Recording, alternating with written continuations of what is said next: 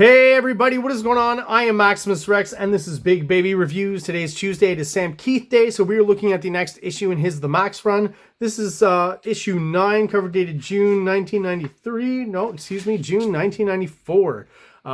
So what's to say about the cover other than it's fully painted this time? Really cool, just another cool representation of the MAXX by Sam Keith. Very fluid, obviously, you know, always changing. So all of a sudden the boots are purple as well. Most of his costume's been ripped off and he's kind of almost naked there. You know, I guess whatever floats Sam Keith's boat at the moment is what he does. And the covers are all the better for it, I think. You know, I do. It's a wonderful piece of art for sure. Some very kind of dirty textured background there. Very, very cool.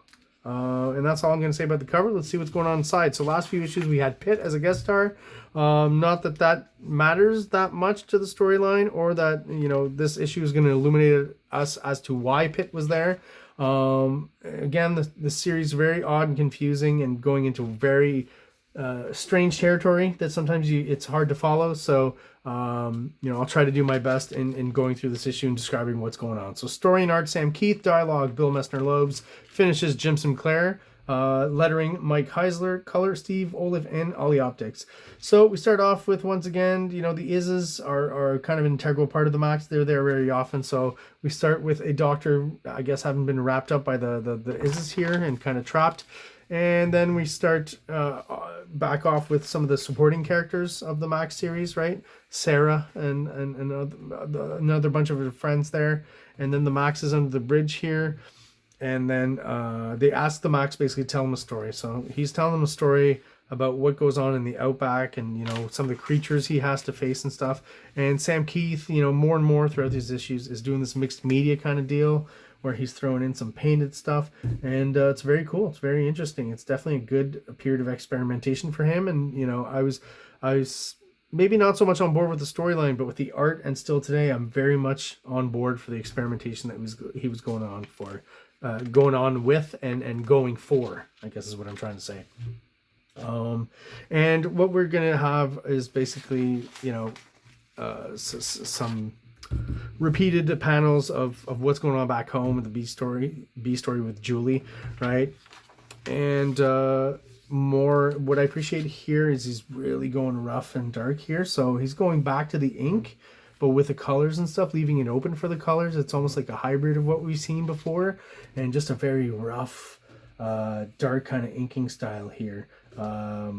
Which again, only Sam Keith can really pull off, maybe, I guess, in his own comic, The MAXX, right? It just somehow works in this context. Back to, I guess, the real world, right? And what's going on there, and the repeated pattern here of the panel, which is a rhythm, and it's bringing us somewhere, right? We get this insert panel every once in a while. I'm not quite sure what that's about specifically. I've read this book and I still can't always tell you exactly what it's about. So the MAXX just telling a story of the struggles with the creatures, right? And the riding a mountain of Izzes here is basically what he's doing. Same panel, right? Same rhythm.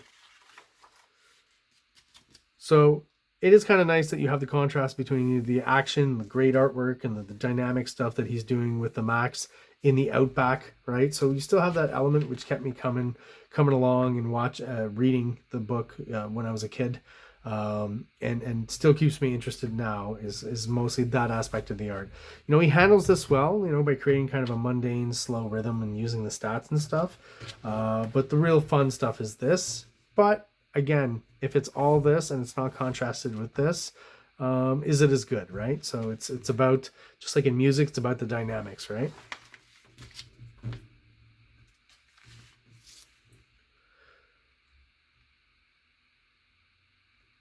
And basically this, yeah, so how this story ends is that, you know, he gets to the point where this, you know, river of Izzes is about to barrel down upon him.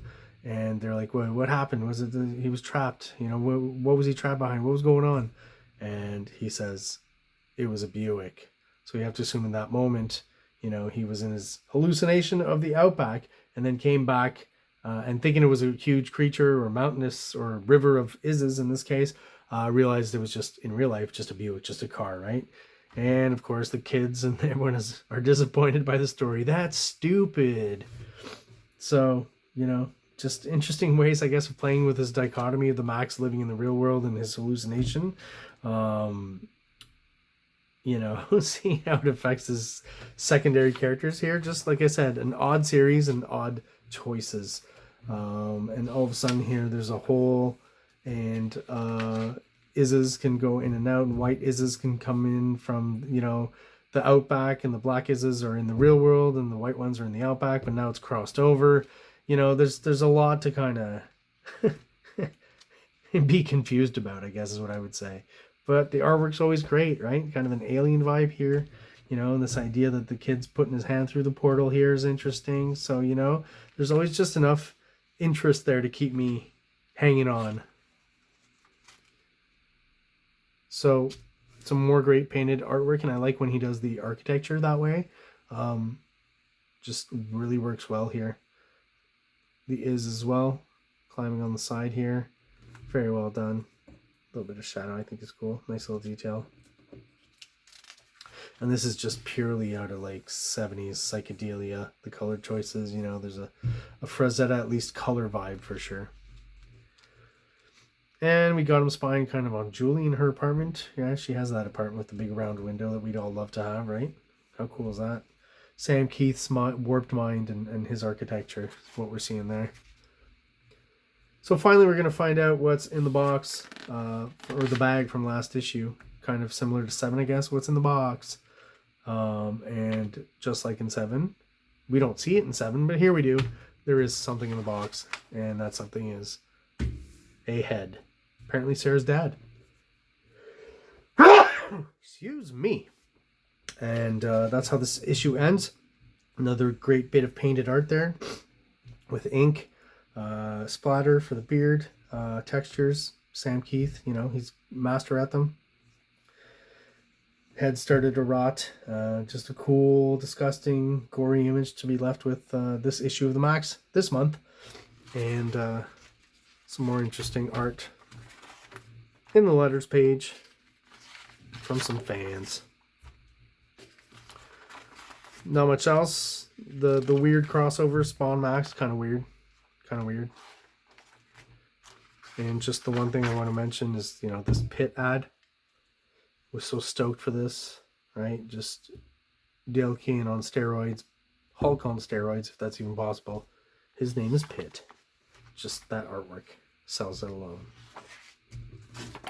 So there you have it. That was my weird and wacky review of the MAXX number 9. If you have any more details about this issue or answers to some questions, let me know in the comments. Those of you who keep watching and are subscribed, thank you so much. I appreciate it. Those of you who are watching who are not subscribed, please do so below. It really helps out the channel, helps get us out there to other like-minded people. Hope everyone out there has a great day. Like! Subscribe! Like! Subscribe!